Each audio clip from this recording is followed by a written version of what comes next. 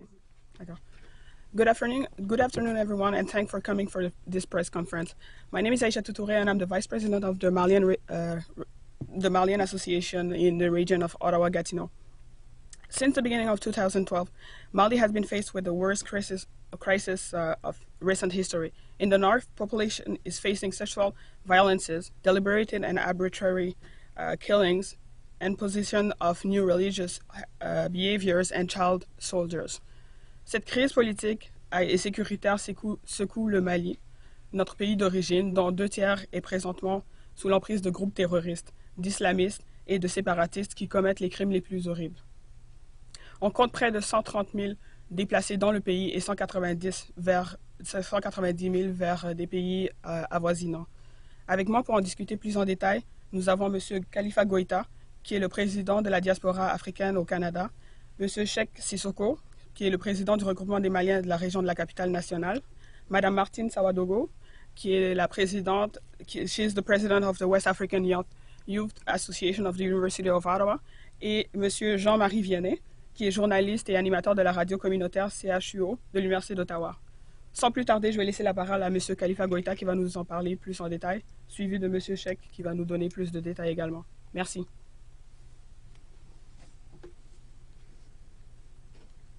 Mesdames et messieurs, bonjour. La République du Mali est en crise et une crise très grave.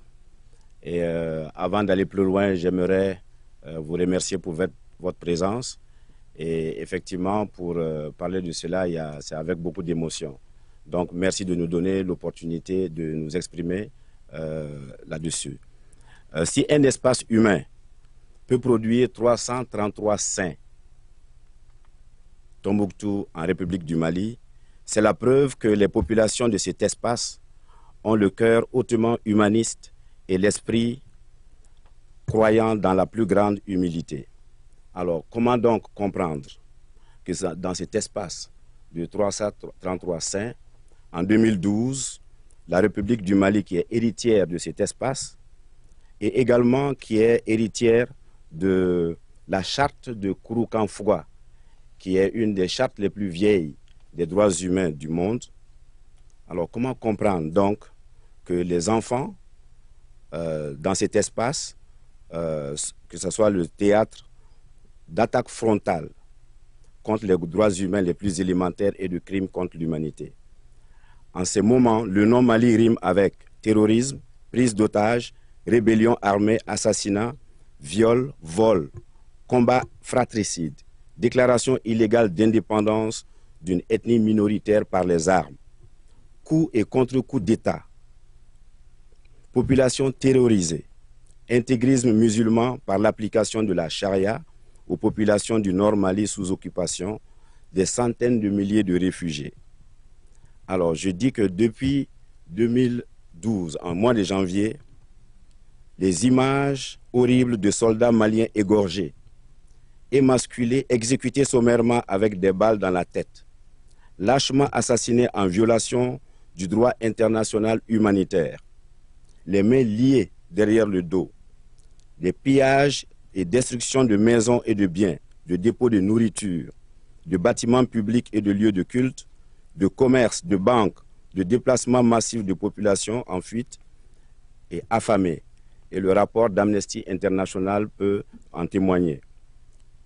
Le peuple du Mali, la communauté malienne du Canada et leurs amis sont tous les jours en état de choc. Les 2/3 du Mali, comme on a dit tantôt, sont occupés justement par d'anciens combattants de l'ancien régime libyen et de criminels tous liés à Al-Qaïda au Maghreb islamique. Le Mali donc est actuellement au bord de la guerre civile. Les autorités maliennes sont complètement dépassées. Toute la classe politique est complètement dépassée et l'armée également est dépassée. Nous, membres de la communauté malienne au Canada et de la diaspora afro-canadienne du Canada, nos cœurs battent à l'unisson pour demander au peuple et au gouvernement du Canada de prendre le leadership et trouver les alliances pour, premièrement, accompagner le peuple du Mali dans son combat pour la préservation de l'intégrité territoriale de la République du Mali. accompagner le peuple du Mali à reprendre en main ses institutions démocratiques, accompagner le peuple du Mali dans sa lutte pour la paix et la réconciliation de tous ses fils, accompagner le peuple du Mali dans son combat pour neutraliser les groupes criminels armés et les trafics d'armes en vue de sécuriser les personnes et les biens. C'est avec insistance que nous faisons appel au Canada et à la communauté internationale pour agir d'urgence avec tous les moyens adéquats pour sécuriser les Maliens et rétablir le Mali dans ses droits et ses frontières. Le peuple du Mali et le peuple du Canada ont des valeurs communes. C'est ce qui a valu au Mali d'avoir été choisi comme pays de concentration de l'aide canadienne. Le Canada peut donc contribuer à trouver les solutions, notamment en mettant tout en œuvre pour que les entreprises et les organisations non gouvernementales canadiennes soient sécurisées et restent sur place. Le Mali ne doit en aucun cas sombrer dans une guerre civile.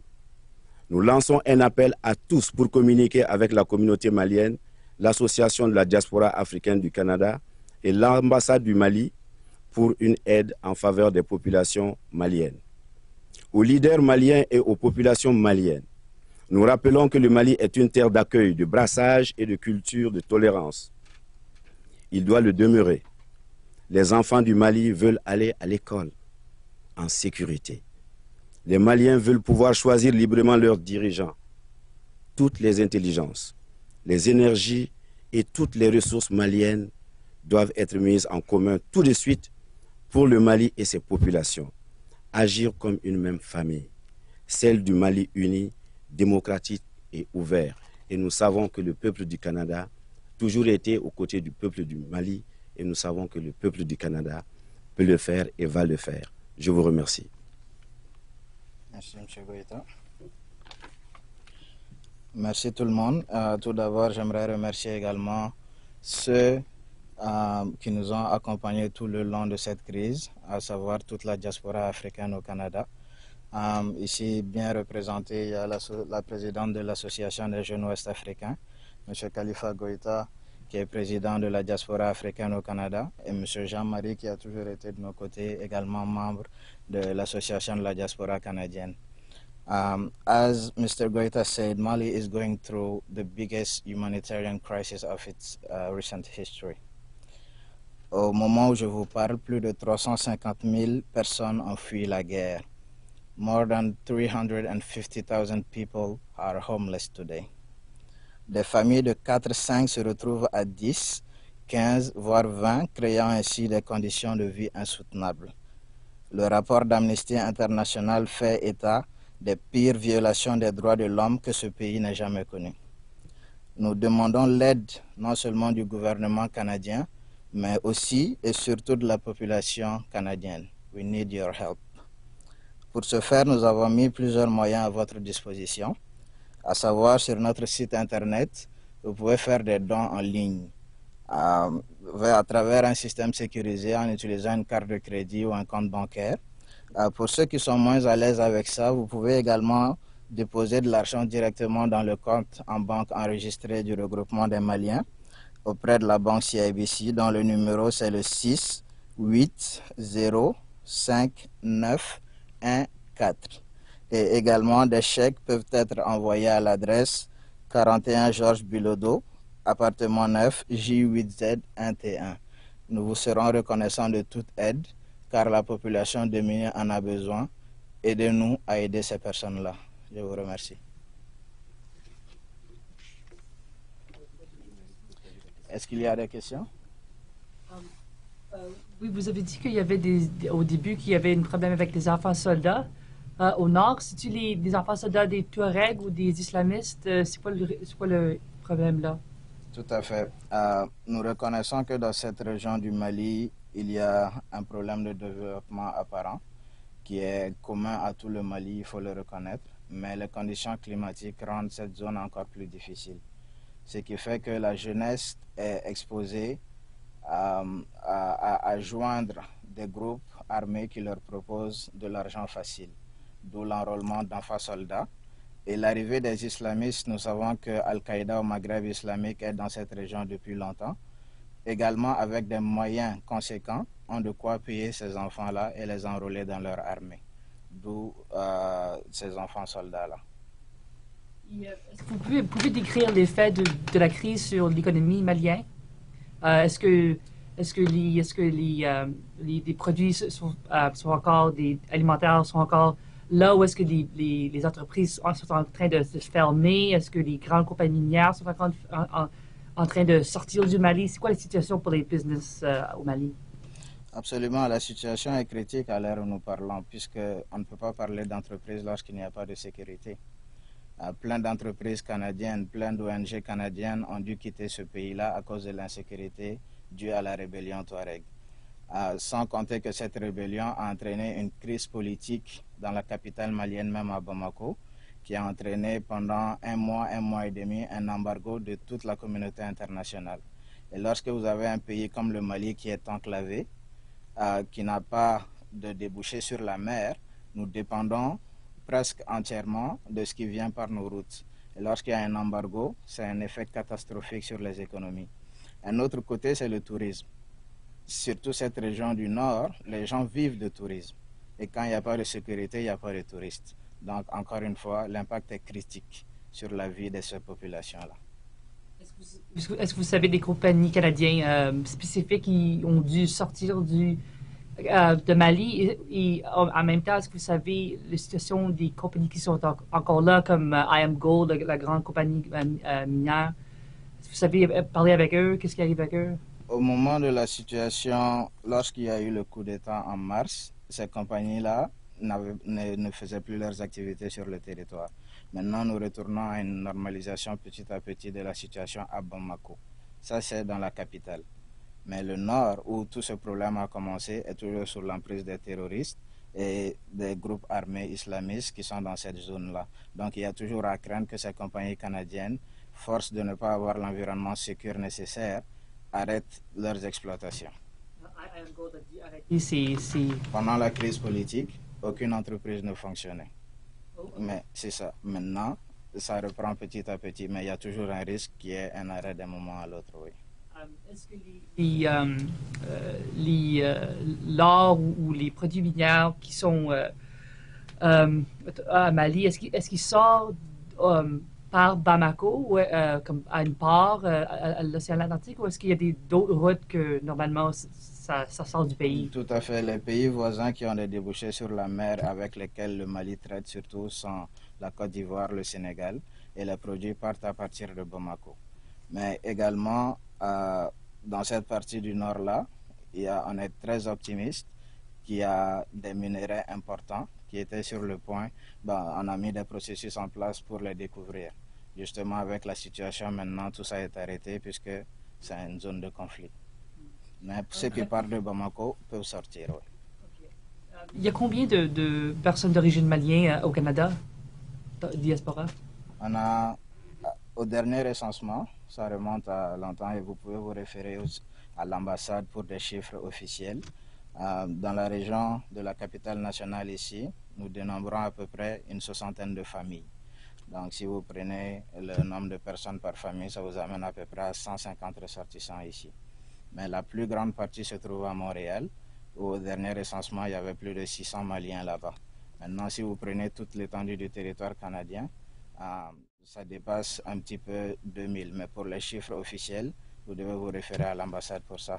Et on peut également vous donner les informations après s'être renseigné auprès d'eux. Comment est-ce que ECOWAS, j'ai oublié l'acronyme en français, ECOWAS... La CEDEAO. Oh, OK. L'Union africaine, comment est-ce qu'ils réagissent au moment? Est-ce qu'ils sont capables de faire des changements ou est-ce qu'ils sont passifs dans leur réponse? La première chose, et ce qu'on a demandé également au gouvernement canadien, et nous sommes satisfaits de la réponse de la CEDEAO à cet effet, c'est une condamnation unanime de ce qui se passe au nord du Mali. Tout le monde dans la communauté internationale rejette la création d'un soi-disant État islamiste de l'Azawad. Donc cette position est très claire au niveau de la CEDEAO ainsi qu'au niveau de la communauté internationale.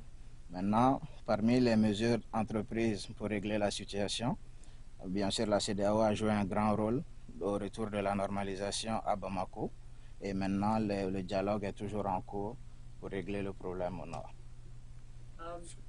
Est-ce que vous pouvez décrire un peu la situation pour les Canadiens qui ne sera pas le Sahel et après le printemps arabe et les changements climatiques avec les besoins agriculturels à travers le Sahel et la situation en Côte d'Ivoire l'année dernière et maintenant au Mali et toutes les situations qui créent de l'instabilité géopolitique. Pouvez-vous décrire la situation du Sahel et du région de la Sahel comme des personnes qui viennent là et c'est quoi l'avenir, c'est quoi le jonction maintenant pour le Sahel? Absolument.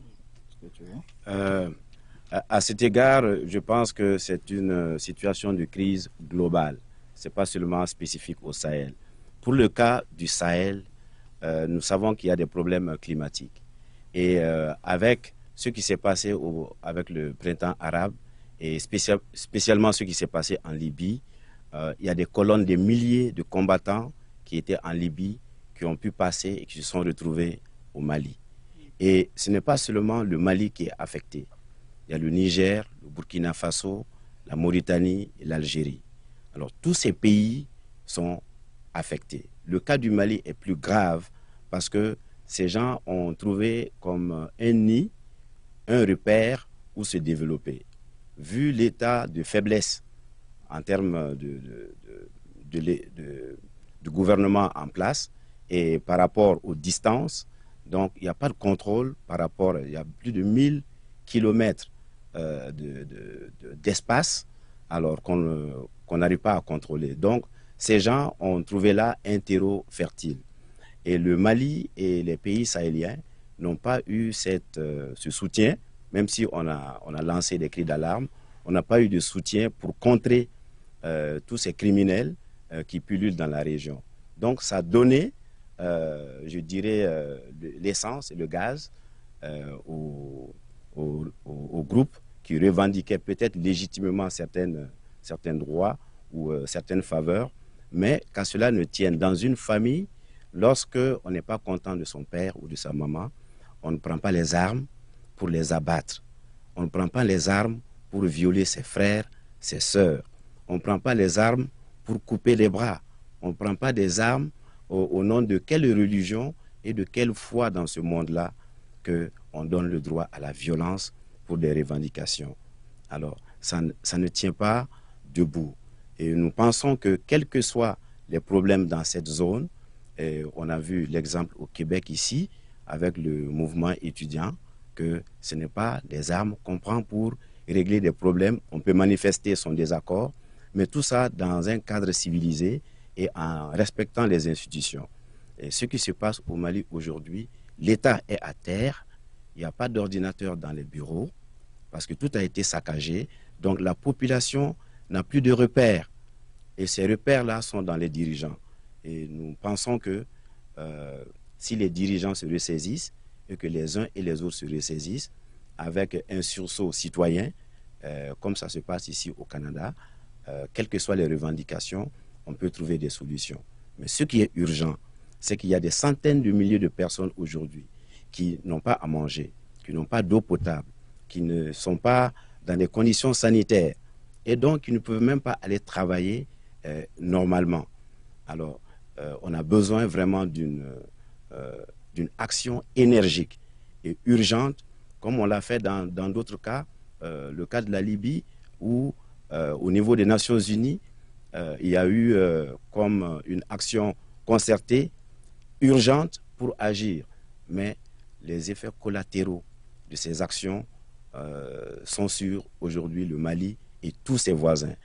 Alors, c'est donc avec passion et avec le cœur meurtri que nous lançons encore un appel et nous savons que le peuple du Canada peut vraiment aider le Mali et tous les pays voisins à s'en sortir.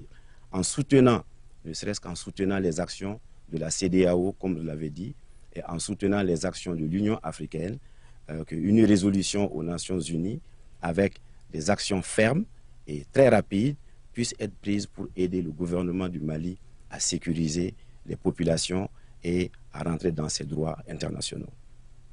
J'aimerais simplement ajouter que le problème au Mali actuellement n'est pas que le problème du Mali. Étant un pays enclavé, nous sommes entourés par plusieurs pays. Vous avez l'Algérie au nord, la Mauritanie à l'ouest, le Niger à l'est, le Burkina Faso. Laisser des groupes terroristes prendre cette zone nous amènera vers une afghanisation de cette région-là, ce que personne ne veut. Les grandes puissances n'ont pas pu vaincre le terrorisme. Les États-Unis n'ont pas pu le faire, le Canada n'a pas pu le faire. Il faut une action concertée. Le Mali est un pays pauvre qui a toutes les bonnes volontés du monde, mais nous avons besoin d'aide pour combattre ce terrorisme-là. C'est ça.